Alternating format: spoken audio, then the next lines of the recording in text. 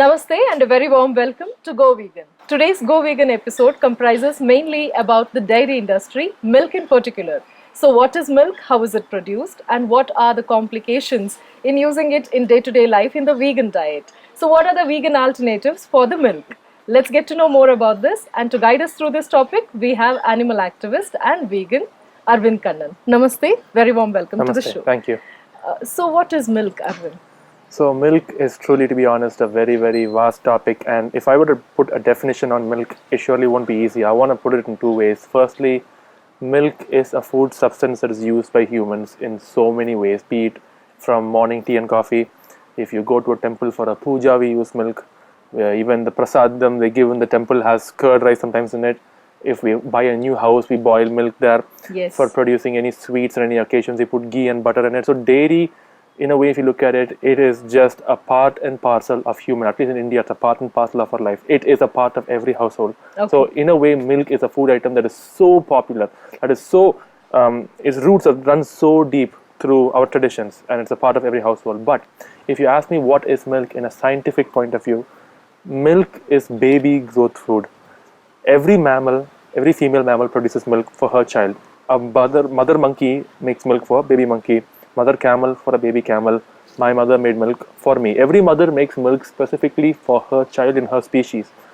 But cows, apparently, the way we see it, make milk for us, our mother-in-laws, our neighbors, our family. Like everybody, they say cows make milk for us. But scientifically looking at it, cows make milk for calves, their babies. And again, why do we make milk? Why do mammals make milk at all? When a baby mammal is born, they don't have teeth. And only when we have teeth, we can chew and eat solid food. So nature's gift to that child, the first source of food is milk. So it is basically baby growth food. It is food for babies without teeth. Once they start growing teeth, they stop drinking milk. That's what milk is. Okay, so as we all knew, it was an elixir, but to know in detail, in depth, it's just the content which is given mainly for babies. It is baby food. It's nothing. It is only baby food. There's nothing else. It's not adult food, definitely. Milk is not adult food. Okay. So then how is milk produced? So this is something I think everybody who, especially if you're someone who says that you revere cows or you want to ban beef in this country or in any way at all, like most people are not aware of how milk is produced in our country. We all have this to be honest, we all live in a fantasy. We live in a matrix because when we go to the shop and buy a packet of milk or we pick up a carton that contains ghee in it, you always see a cow smiling. Seen that? Cow always smiling, and they have the tongue out for some reason. They're smiling the tongue out as a baby calf who's drinking milk. And there's a wonderful, beautiful green pasture with hills and birds flying and a beautiful sunrise. Like that's the picture they depict. They paint that picture in your head. So when we think where does milk come from, our mind immediately goes to that picture. Yes. But that could not be any further from reality. So now let's go see in reality what is happening. You see, like you said earlier, a female mammal can only produce milk. And again, she produces milk only when she is pregnant or when she's had a child. That's when she lactates. Yes. So the question is right now, how does a cow get pregnant on an Indian dairy farm? And the question might seem silly. They'll say, well, obviously they mate with a bull. But it's not that easy actually. You see, if a bull mates with a cow, there's only like a 60% chance for them to actually conceive the cow. But have you heard of a method called artificial insemination? Yes. When that is done, 100% sure a cow will get pregnant. And again, if a dairy industry, it's a business, it's about making profit, making money. We cannot have any slip-ups. We can't take chances here. True. We have to make a profit. So this is how it takes place. A cow is forcibly tied up against her will. Because again, no cow is willing for this. A person actually takes their hand and he actually puts his hand deep into the cow's anus, in which he holds her uterus through that way. He then takes a steel catheter that contains bull semen and that is directly inserted into her and shot into her uterus. So this is the way, look how artificial insemination is performed on a cow or on a buffalo. Now, this might be very horrifying to actually hear it, but you have to think first in a logical way. That action that's being done to the cow or buffalo, if that action were done to a woman in our society, what would we call it? And the answer is, we'll call it rape. True. Because if you forcefully make a female pregnant against her will, that is rape. It doesn't matter if the female is old or young. It doesn't matter whether the human or a cow or what species they are. Rape is rape. You are making the that act itself is wrong. So if done to a human, it's rape. But if done to a cow or buffalo, it's called milk, ghee, curd, cheese, butter, lassi, chas, paneer, kulfi, ice cream, milk chocolates, double cheese, pizza. So we immediately give them all these fancy dairy names. But the truth is, this is what milk and dairy products are. You have to artificially inseminate a cow to get milk. That's the step number one. Step number 2, once the cow does conceive and she gives birth, she might again give birth either to a male calf or a female calf. And as we already seen in the egg industry, a male chick is useless because it cannot lay eggs. Similarly, in the dairy industry, a male calf, a bull, is useless because it can't give milk, obviously. So again, even I said give milk. We can't steal milk from it. That's the honest truth. See, even my language is still even though I'm a vegan for 5 years, having lived in the society, even my language is still comes to give milk because that's how we've been taught. I can understand how people also think because it's what's been put in our head. So what happens is when the male calf is born, that calf obviously cannot produce milk, so it's useless. So that calf is immediately taken away from the mother. And when that calf is taken, that mother screams and cries her lungs and her heart out because I really don't think we humans, we truly underestimate these animals. We really do. We really think they're not capable of emotions. We think they're objects, they're like stones, they don't have emotions. Oh, trust me, how much ever you love your child, trust me, every mother animal on earth loves her child exactly the same. Human mother love is not special, it's not unique. All mothers love their child equally. Any mother will give up her life for her child, any species. To even think for a second that we humans for some reason feel more suffering or care more for our children is completely absurd. It's again this egoistic thought that we are special. More on the milk industry, but after a short commercial break.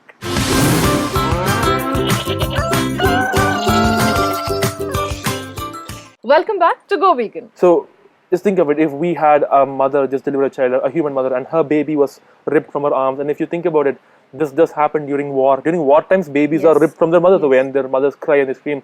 This is what every cow has to go through in a dairy farm every single time, every year when she gives birth, because that calf is taken away because that male calf has such supple skin. You see, when a calf grows up and becomes a cow or a buffalo, the skin becomes a bit more thicker. They'll say a buffalo skin is thick, but a calf skin is very supple, especially a newborn one. But so that calf is sent to a slaughterhouse and killed 1 day or 1 week old because that skin can be used to make magnificent leather shoes, belt, jackets, and purses. I say magnificent in a very sarcastic way here. And what's happening is people say sometimes that they are against leather, or if Jains don't wear leather, but they drink milk. You have to understand that milk and leather work. They synchronize together. It is one and the same. It's just two sides of the same coin. They work completely together here. Okay, so if you support leather, you do support milk. If you support milk, you do support leather. You cannot have it either way. So vegans obviously don't wear leather for that matter. It's not a byproduct. Leather is definitely not a byproduct. Animals are killed intentionally for their skin. So what's happening here is this calf is taken away and he is killed, and again the mother screams, but her calf is never given back to her. You have to ask yourself right now, is leather necessary for our modern day life? I understand that humans, when we were caveman and cave women 10,000 years ago, we used to walk around wearing dead animal skins, loincloth. The carcass. But we are no longer caveman. We no longer live in times where animal skin is mandatory. We have options such as cotton and so many other fibers. We even have, in fact, to be honest, my shoes look just like leather, my belt looks like leather, so does my purse. They are not made of leather. They're made of polyester or PVC, polyvinyl chloride, all these other rexin we have. So when you walk up to a shop next time, just ask and say, I want leather-free options. Give me the other alternative option, and they will give you the cheaper and still a good quality option. So we have to understand that options exist. Leather is not necessary for life. So next time you were going to buy leather, I would request you, just ask yourself, who are you wearing or who are you buying, not what are you buying. Because you are buying the skin of a calf, a baby who was taken from their mother against their will. That is something we first have to understand about the dairy industry. Now, point number 3. So when a female calf is born in the dairy industry, a female calf will grow up to be a cow and she can obviously produce milk. So she is of value. But that calf too will be separated from the mother, because if she is kept there, she will start drinking all of her milk. We have to understand that milk, when we say stuff like, I enjoy my tea, I enjoy my milk, look, that's not our milk. It's the tea leaves, you can say, you belong to you maybe if you have bought them, but that milk never belonged to us. It belonged to that calf. So, but if she drinks up all that milk, how will we get our tea and coffee? How will we eat curd rice? So every time we consume dairy, understand that there is some female calf out there who is not consuming it because we are taking it away from her. And this female calf and the rest of them will be taken away and put inside one small cage or a small fencing where they will be given some artificial human-made liquid instead of the milk. They are given a special liquid growth formula that mimics the milk, but it's not their milk. So in fact, if you think about it, think of it this way, if suppose that growth liquid formula that we're trying to give to these female calves, it mimics the milk, their mother's milk. Not the same, but somewhat just the necessary. If I took that and put that in a packet and gave it to a human child and sold it as milk, and people found out, they will say to me, I am heartless, how dare I not give that child milk? But isn't this, but how hypocritical? I mean, that child milk, I'm actually producing something similar to milk, but I'm giving it to a human child. That's wrong apparently. But if I steal an actual child's milk and give it to the human child, I'm apparently a good person. I'm just saying, this is the hypocrisy happening in society. It is hypocritical what we're doing. So that calf will be kept away, but after 1 year or 1.5 years, when she comes to age, she too will undergo artificial insemination, and she too will have her baby ripped away from her, and she too will be milked. So this young female calf will soon undergo the same fate as her mother within 1.5 years. So this is step number 4, female calf. Now step number 5, what happens in the dairy industry? Have you heard of an injection called oxytocin? Yes. Now this is an injection once administered to a cow or a buffalo. The blood flow immediately starts getting converted into milk, because what is milk? Milk is blood, right? So it starts getting converted into milk, and she starts producing huge the udders swell up, huge quantities of milk. And also people use all these machines these days. Pumps. Yep. Yes, so with all of this, pump. they start pumping out not just milk, but milk, mucus, blood, and all sort of other infections along with other things. Understand, day after day, year after year, constant injections and constant machinery attached to her organs, they become sore and filled with wounds, filled with pus. So that too gets absorbed. That milk packet you buy, it's not just milk, it's milk, blood, and pus inside of it. You can even send it to a lab testing if you wanted to. So this is what's happening right now. And when you see, oxytocin is used for human female patients who want to give birth, but they cannot go through the labor pain. It just doesn't happen for them. So at that time, when you put that, they undergo the labor pain, and then the child is born. True. Understand, when given to a cow or buffalo, they experience that same amount of labor pain. In fact, you can just go to any dairy farm near your house and just check. When the man takes up the injection is illegal, by the way, but they do administer it openly because no one gets caught. So when the injection is taken, that cow or buffalo will start shaking, because understand this, when forcefully administered something, so a lot of reactions happen in the body. Not just that, she literally goes through labor pain. When she knows if that injection is put into her, she's going to see. Labor pain is something that I've heard many women say that men cannot even comprehend what that is. And I can comprehend, but I understand to a certain degree how painful it must be to give birth to another being from your own body. But if someone were to go through that pain every morning and every evening just so I can have milk, I think that's very cruel on my side. I don't think anyone has to go through pain and suffering just so I can enjoy a glass of milk. I don't think that glass of milk or my taste, but my life in general is worth so much. I don't think I'm worth that much, or any human being, to say that I am more superior than your pain and suffering. That's not. It's unnecessary violence. And last comes the part where the cow, imagine this, she too is a mother, a woman, a female, and she loves her babies, but her babies are taken, so her heart breaks every year. She goes through mental stress every year. She is tied up, she is beaten, she is raped, she is injected. Her physical body also starts to deteriorate. At one point, that cow will just collapse. In the wild, a cow can live up to 20 or 25 years, but these dairy cows collapse at the age of 5 or 6. They just can't take it. They're mentally and physically exhausted, standing all day long in their own feces, in their own urine, being beaten up. No, they have seen it all. They have seen more violence than almost any human on earth has ever seen. Every single cow in a dairy farm. So when her body and mind collapses, she falls down. In order to make one last profit off of her body, the owners, that is the dairy farmers, what they do is they send her off to slaughter. And again, in slaughter, when you sell a cow, it is based on weight. If my cow is big, fat, and heavy, I can sell for a bigger price. If she is skinny and all bony, she goes for a less price. And people are aware of this. So what these dairy farmers do, they'll realize within 3-4 months this cow is going to stop producing milk. So they actually impregnate her one more time. So when she has a baby inside, she weighs even more. She looks even fatter. So that way she can be sold for a much higher price. So you see, this actually happens. Yes, this happens in many dairy farms all over India, by the way. In fact, India is leading in this more than the other countries. And when she is sold to the slaughter, she'll be much fatter. But these cows who are 5 or 6 years old go and get killed when they are pregnant with their baby inside. This is what's really happening. And sometimes these cows actually abort while they're being killed. Like this stuff sounds horrifying, but this is what's happening. And you see, these places, due to the beef ban and many of the restrictions put in the country, which in my opinion, the beef ban is just complete nonsense. I feel it's just utter nonsense, because if you want to ban beef, ban milk. You can't stop. If you want to end, your milk is the source of the whole problem. If you don't grab it by the source, how can you? It's like saying that the tap is leaking here. I won't fix the source. I'll just give a bucket underneath. It's like symptomatic. Yes, it doesn't treatment work that way. So what's happening is these cows had to be all thrown on a huge lorry, one behind the other, each with their nose tied to the ceiling of the lorry, standing that way. stand for almost like 3 days, taken to the slaughter, and then they'll be killed. Some of them are pregnant, some of them have the other cow's horns going into their eyes. Like horrifying things happen on these trips. More on the milk industry, but after a short commercial break.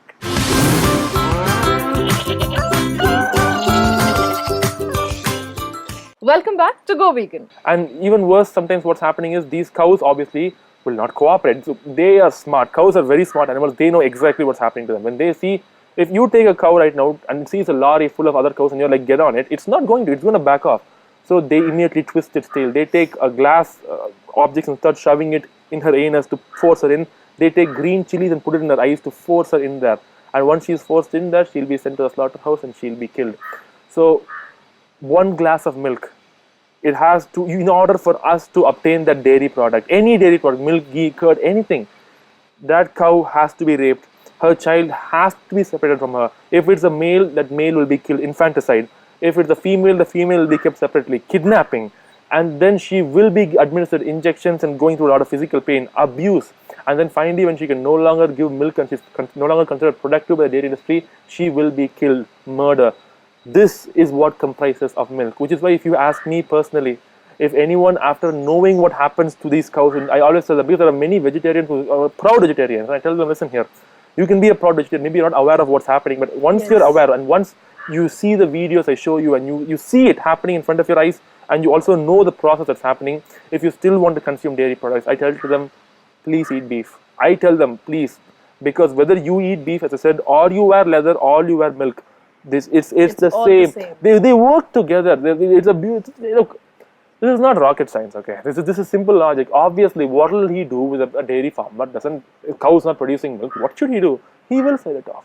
So this is why I'm a vegan. This is why I will never be a vegetarian ever. In fact, if let's just say I find myself in a scenario right now where I have no choice but to drink milk or eat meat to survive. Okay, let's just say it never happened, obviously. Hypothetically, I would say that the meat is less cruel than the milk, in my opinion. That milk is just, the violence that is required for milk is just beyond human comprehension. It is so violent and so unnecessary, and this is why milk isn't. This is the process that's happening to produce milk. So I must take back what I said. Milk is no elixir. It is meant for its baby. Baby, yes. So it's not for human consumption at all. It's as equal as eating or consuming meat. Yes. Okay. So then why are these cows bred? Because we all know they finally end up in the slaughterhouse.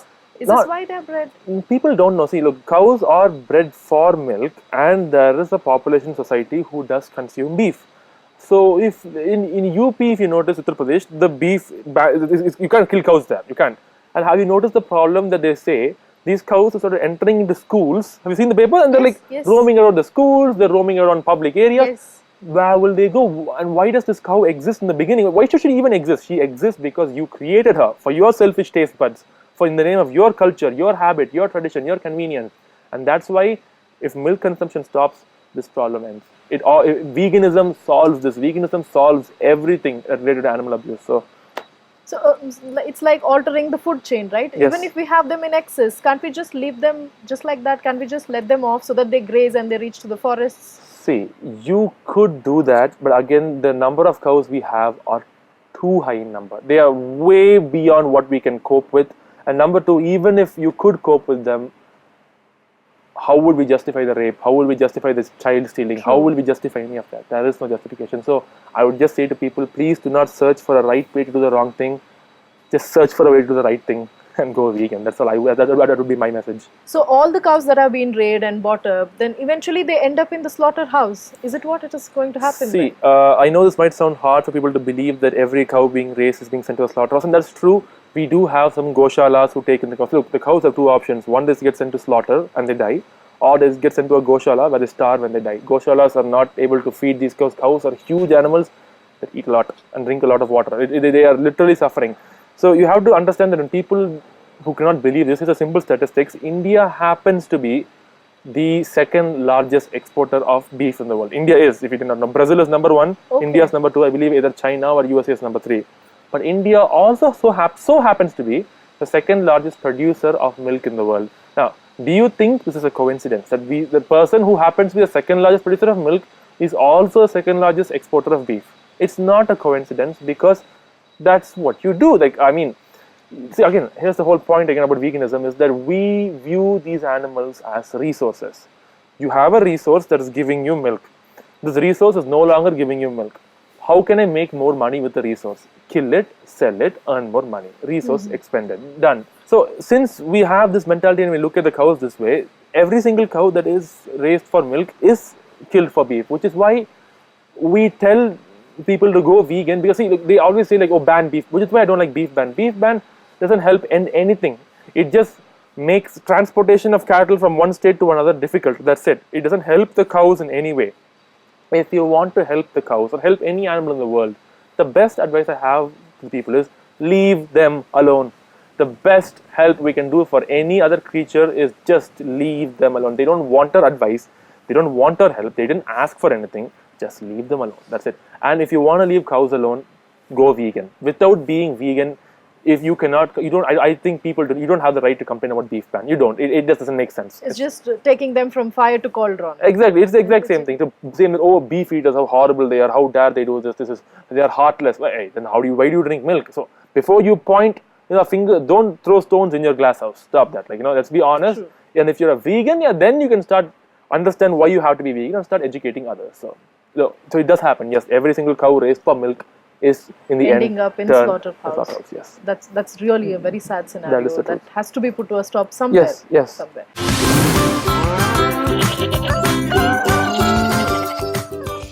What about our normal farms? Is it also the same process? So if you want to talk about these small scale farms, because what we spoke about is this major. See, what 90% of people get on the market is the milk we just spoke about right now, 90%. Yes. But obviously we have in these small scale farms where a man has, I guess, 10 cows. And we also have in villages a different methodology that's being followed. So what you say to a certain extent is true. These people obviously may not kill the calf. They will not separate the calf from the mother. They may allow the calf to drink milk first and then take what's remaining. Isn't there a harmony there? I explained that. They may not give injections to the cow. So, in a way, yes, I agree that certain aspects that we perceive to be cruel, that humans perceive to be cruel, are not there. But is it, first of all, actually happening is the question. The question that we believe that no, the cows are not killed in these small-scale farms, the calf is not killed. How true is that is what we're going to check right now. And in order to make people understand that, I'm just going to give a few numbers because numbers can really help people understand. Let's just take, for example, there is a man who has a dairy farm and he has 10 cows in it. Now, let's just say that he is going to, not through artificial methods, but he's going to bring a bull and he's going to let them mate naturally. Okay, so we now have 20 cows in that farm. So, let's just say, for an example, that 5 of these calves are female, 5 of them are male. The male calves obviously cannot produce milk, but since this man is the person we're trying to say he will not kill the calf or sell the calf, he's going to keep the calf in there itself, because again, separating a calf from the mother is not fair, and also killing it is not fair. So he's going to keep it there. So if the calf is going to drink its milk, and what is remaining, he's going to take it. Same thing goes for female calf. So that means since he has 10 cows, and these are natural cows, and they do not injected, no machine, nothing, the quantity of milk he'll get per cow will be extraordinarily low, like 1 liter to 2 tops. Okay, if he doesn't use any hormones or anything. So he's taking that, he's selling it every day. Like say he gets 20 liters milk, he's doing business, and he has to feed all the cows, take care of them well, everything. So now, the expense is so high. Now let's just say 1 year, 1.5 years goes by. The cows have to be made pregnant again because the milk production has been stopped. So again he makes them pregnant. This time there are 15 cows because even those calves now have come to age in 1.5 years. So now 15 cows are being made pregnant and they will all give birth to 15 calves. And the previous remaining 5 bulls are also still there eating food, drinking water, happily sleeping. He now has a total of 35 cows in that farm. Again, each calf goes and drinks milk from the mother, and then he takes the remaining while still feeding 35 cows. He has to shut his dairy farm down. Okay, this is not possible. Here's the thing. People, I've realized, are actually human beings. Most of us hate violence. 99% of us. Okay, and we can't even imagine violence. So when we have to think the fact that the milk that I get is coming from no, it's not. He's taking good care. We are not even willing to visualize it. I know it hurts us so much. I get that we're sensitive, but come on, we have to be a little honest and have our eyes open and see it. Like what's really happening? Do you think it's practical? Do you think really any farmer would have 35 cows and say, oh, I will not sell them, I will not kill them. Understand that that male calf is going to eat so much food. Those animals eat and drink all the water, and they just sit there and do nothing. Now, if he says, I am going to sell them for something, that's not fair. Okay, the whole point of ahimsa is to not separate the mother and the child. Yes. If you do separate them, I'm sorry, you are doing cruelty to the animals. And that's what I told. This is cruelty from our perspective. We saw the beating and the injections, but what about their perspective? From their perspective, separating the child is painful for them. And also, this business is done for a profit like any other business. No one does dairy farming for a service. It's not a service done to society and to the community.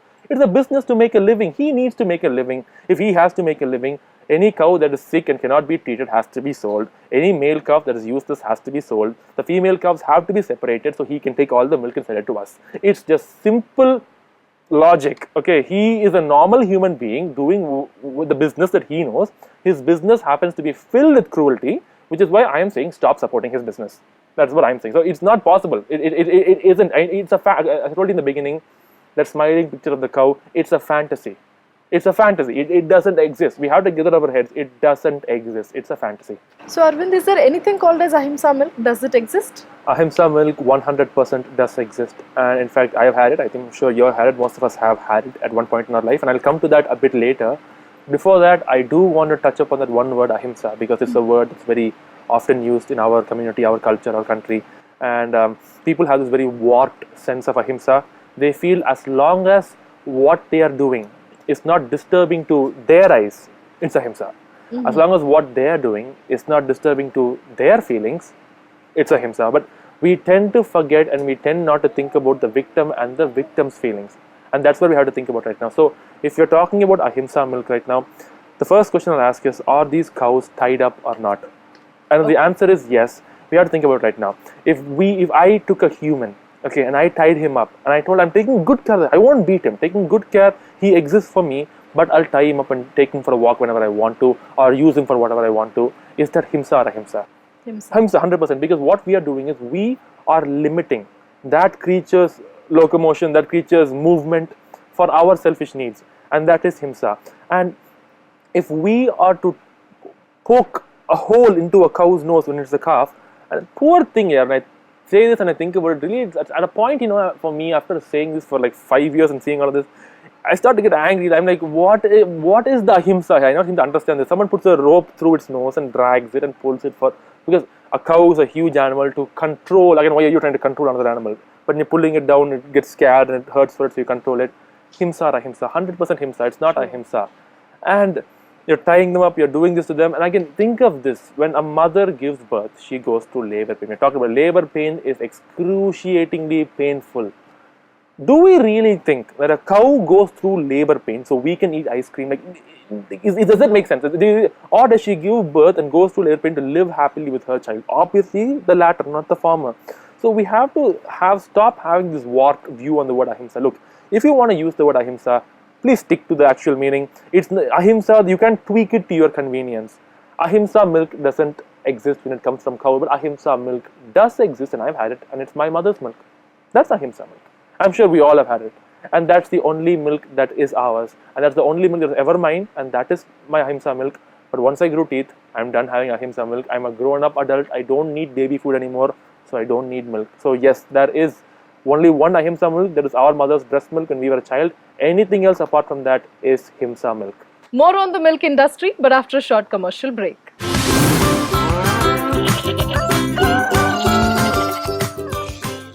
This is the actual concept of ahimsa. We need to know the true meaning of ahimsa. Yes, and one step beyond that. In fact, ahimsa, one of my friends is a Jain, and he has told me that ahimsa not only means physical violence. I shouldn't even have negative thoughts towards you. Like if I think or wish something bad happens to you, that is also himsa. Okay. In the teachings of ahimsa. But to be perfectly honest, in my opinion, you can have any negative feelings towards any human or animal, just don't show it in the actions. That's all I ask for. As long as you keep it yourself and just having hatred inside is obviously bad. I would suggest you not to, but if you are going to do that, but don't physically harm someone. That's worse. At least not cow, or at least not any living being for that matter. Yeah, no, but it's not needed. Physical violence is always wrong, except for self-defense. It's always wrong. Okay. Then what will happen to all these cows if we stop, if we all become vegans and if we stop them from artificial insemination, some point of time we'll end up slaughtering the cows which are remaining, or even it may even go extinct. What about Correct. them? Okay, so first let's talk about the cows that are remaining. I encourage and I obviously tell firmly and forcefully to everybody that they should be vegan. Do not eat beef. Vegans don't eat beef. Do not support the slaughtering of cows and eat that, in case someone is saying that that's the reason. You see, these cows are in this mess in the first place because of us. Yes. Okay. First of all, what I've noticed is many people who consume milk is they like to shift the blame, okay, on the vegans and put the hero medal on themselves. For example, they will say it's because we drink milk that these cows are saved. They're not being sent for slaughter. We vegetarians are actually saving the cows by actually drinking their milk because we are keeping them safely just in a shed.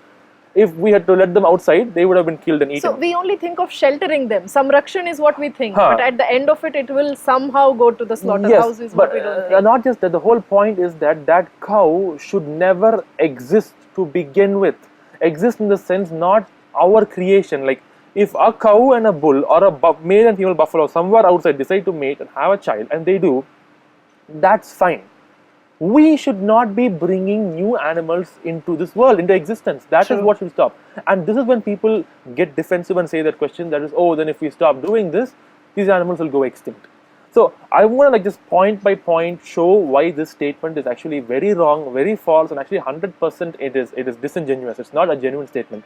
First of all, people who say that they are worried that animals will go extinct, I'm asking you, where did the sudden love and care for animals come from? Okay. You eat their dead bodies, you separate children and mothers and steal their milk, okay, you will put them into cages and take their eggs away, and all of a sudden you're saying you're caring about animals. Especially only when I speak about veganism, all of a sudden they care about animals. So you see, what's happening here is people are saying that the species is more important than the individual. What they're saying is, it's okay if a few animals are dying, as long as we are producing new animals and the species doesn't go extinct, it's okay to kill the ones that are alive. Okay. Now, if this really does make sense, it should also make sense in the human context. For example, in 2004, there was a fire accident in the city of Kumbakonam in Tamil Nadu where 94 children died in a school. There's a horrifying fire accident.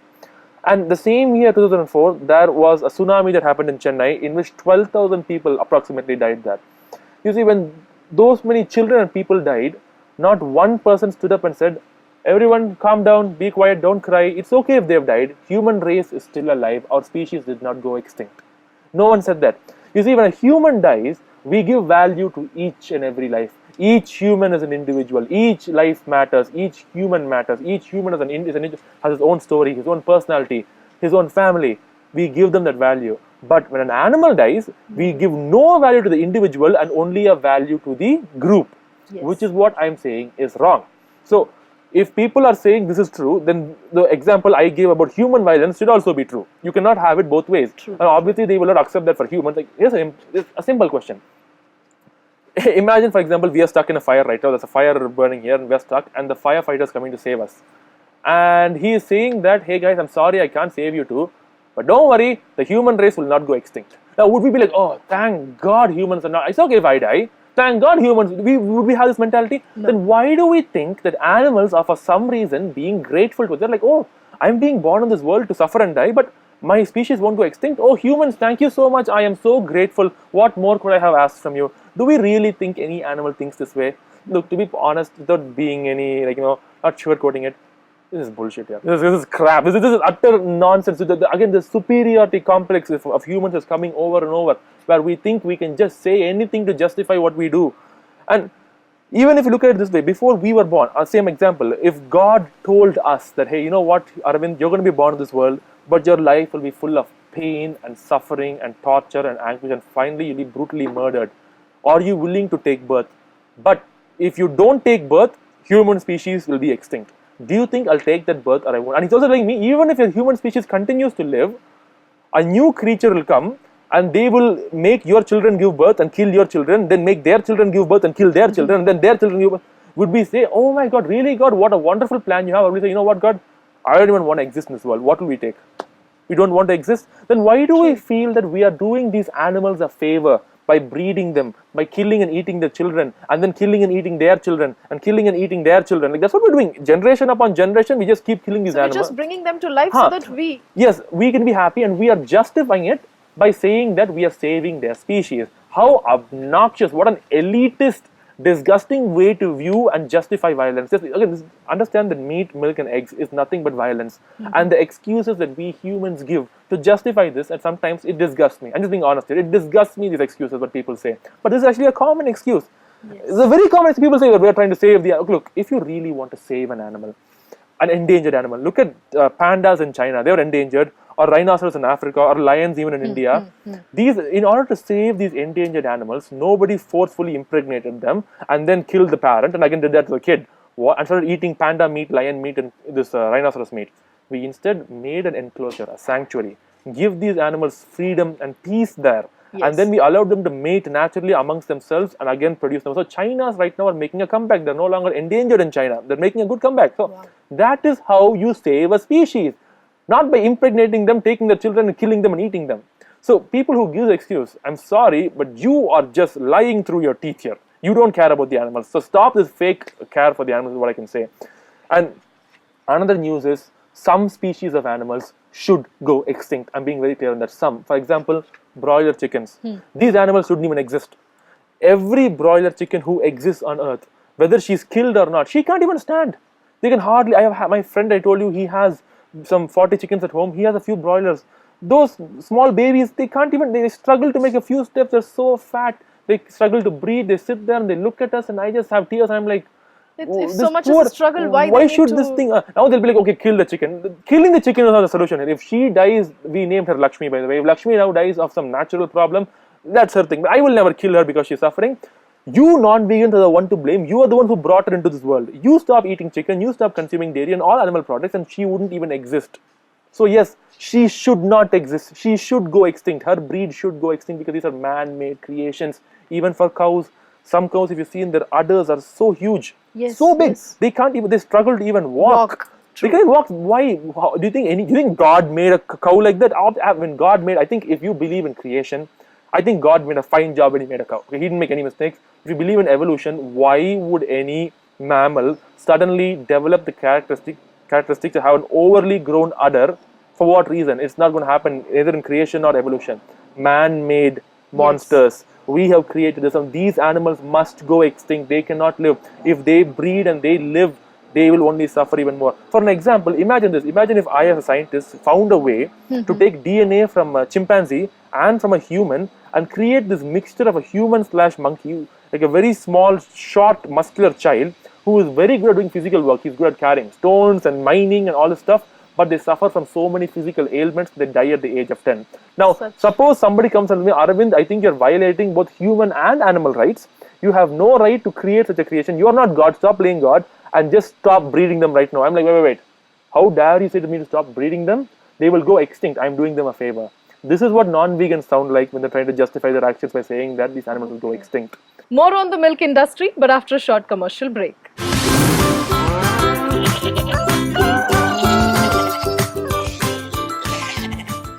So Arvind, what happens if the cow produces too much of milk? Wouldn't she feel uncomfortable all the time? There would be pain, there would be swelling. And what happens to the calf if it has to take in all the milk? Overfeeding, what happens to it then? So this is also a concern that's said by many people, and it's a valid concern because a cow in this modern day and age does produce a lot of milk, and if a calf does drink too much of it, it might get dysentery, it might die. It's just very true. Both these statements are 100% correct.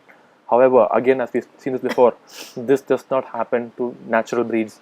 This happens to only man-made breeds because we have again made these cows have such fat udders. Again, we also give them injections beyond that, which is why they produce more than enough milk that is needed for the kid. Now, if someone tells me a cow makes 1 liter or max 2, again, her udder is big, or 2 liters at max more than what the calf needs, that's believable.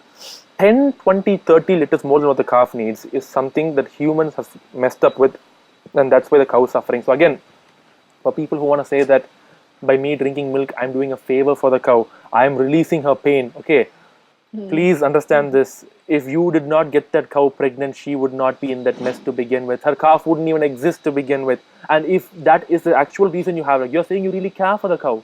Well, If you're such a noble person by heart, why don't you go to the forest and see all these buffaloes who are having kids and go release their milk?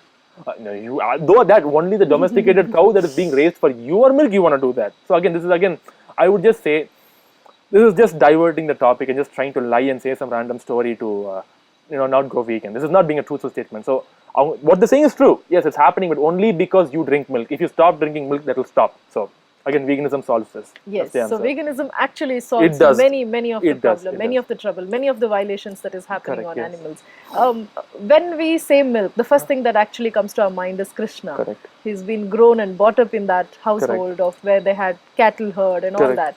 So it's so deep rooted in our culture. It is going to be extremely difficult for our culture, for the people to actually follow veganism. Actually, I don't think it should be, because you see, Krishna did consume milk, butter and all the dairy products, but Krishna is God. So how I see it is, just because God did something doesn't mean that if I do the same thing, my actions become justified. Okay, Krishna also killed people who did evil in society. I don't think I have the right to just go and kill people like that in society. So God, what he does is dharma. I am a normal human. I cannot justify my actions based on him. And think of it this way, if that is true, Krishna also did steal clothes from women who were bathing. Do you think right now, if I went to a swimming pool and stole clothes and I got caught by the police and got taken to the judge and he's asking me why I did it, and I told him, sir, Krishna did it, should I be... Silly question, but again, the thing is, just because God does something doesn't mean Arvind or any normal human now has the right to do it. But I want to point out a few, and again, you can't pick and choose what you want to do like Krishna and what you don't want to do. Either if you want to copy him entirely, or just leave it. Why do you want to? Why are you comparing yourself with God? Why does this? I think it's wrong to compare ourselves with such a higher being. Like why are we doing that now? Now, why are we trying to copy God? However, there are some interesting things. If you notice all these pictures and drawings of Krishna, have you noticed not one cow is tied up? Yes. Have you seen that? Not one cow has a nose rope or a rope there. We have to understand that the yuga in which he lived, Krishna, and which he propagated his teachings, is completely different from where we live today. The teachings of those times will not make complete sense in this time. In regards to milk, whatever milk you get in this yuga is blood milk, Kalki. You do not get anything. What he did may have made sense in that time, but it does not make sense in this time. So that's what I'm saying. So using Krishna as a reason to consume dairy, in my eyes, again, is not fair. And again, if Krishna did see what you are doing to these cows and what's happening, he would be ashamed of us. He would hang his head in shame at what we're doing to them. In fact, I believe he taught us to care and love for animals and take care of them. What are we doing right now? Again, care and love for animals, we should do. He drank milk. Did Krishna tell us to drink milk? He didn't tell that. He never said us to do it. And I at least till now have never seen Krishna in any paintings or anywhere where he has milked the cow. Yes. No, he is not. Doesn't exist. He just plays his flute so that they are happily grazing. They follow behind him. Yes. By far, till now, Arvind, I too have never seen Krishna milking a cow. All he has done is what we see in paintings or any pictures depicting him. He's just playing his flute, happily allowing the cattle to graze in the fields. So where does this himsa was point at that time? Correct, it wasn't. So now we have, however, misconstrued his message as usual, and now we are using it as a justification to continue the amount of violence we've spoken about so far that we do to cows. Somehow that, suppose saying Krishna justifies it, so it doesn't. So thank you so much, Arvind. Thank you for so much and sharing so many valuable inputs. Sure. So this was today's Go Vegan. Hope to see you soon with more such information on veganism. Thank you.